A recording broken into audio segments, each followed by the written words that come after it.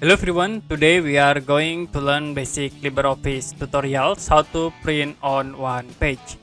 As example, in here we have two pages, and if you want to print only in this page too, you can go to file, click on print, to be sure for print a dialog box, and in here you can change for length and copy. We set into page. Now you only select two. It will be automatically only print in page 2.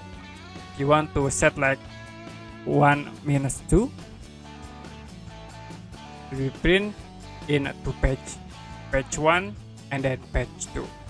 You want to only one page, you can select the page in here like number 2, it only the page 2. Okay, that's it for basic LibreOffice tutorials how to print on one page. And if you have any question about this tutorial, you can comment below this video.